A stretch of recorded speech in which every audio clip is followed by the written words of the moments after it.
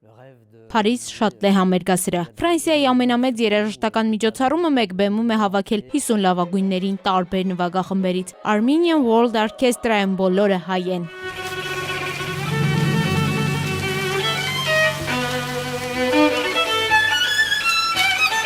Հաջորդ տարվա հիշողություն խորագրով համերգի դիրիժորն է Ալեն Ալթինօղլուն։ Հանդիսատեսը 120 րոպե լսել է Արամ Խաչատրյանի Կոմիտասի Մոցարտի ստեղծագործությունները։ Համերգի ընթացքում առաջին անգամ հնչեց Էլիզաբեթ Թագուհու անվան մրցանակի դափնեկիր ֆրանսիայի երիտասարդ կոմպոզիտոր Միշել Պետրոսյանի ստեղծագործությունը։ Առիթ է, որպեսզի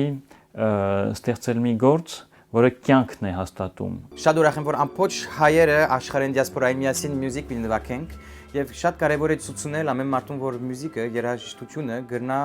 մարդերը մոդեցնել։ Ֆրանսիայի եւ Հայաստանի նախագահների բարձր հովանու ներքո հայկական բարեգործական ընդհանուր միության կազմակերպած համերգին աջակցում է նաեւ Օրանժ հիմնադրամը։ Օրանժի շնորհիվ համերգը հեռարձակվեց Եվրոպայում, Ռուսաստանում եւ ԱՄՆ-ում, միավորելով միլիոնավոր հայերի եւ երաժշտասերների։ Օրանժի համար կարևոր է ոչ միայն հարգանքի տուրք մատուցելը, այլև Հայաստանի վերածնունդն ու զարգացումը ցույց տալը։ Մենք նախաձեռնել ենք նաև 100 տարվա վերածնունդ խորագրով կարճ տեսանյութերի մրցույթ, որը մասնակիցներին հնարավորություն է տալիս իրենց զորակցությունը հայտնել հայ ժողովրդին ու հիշատակել ցեղասպանության զոհերին։ Լավագույն տեսանյութի հեղինակը կմեկնի Կաննի կինոփառատոն։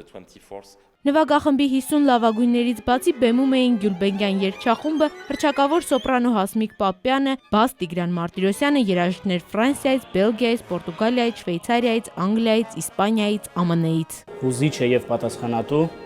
այսօր գտնվել այստեղ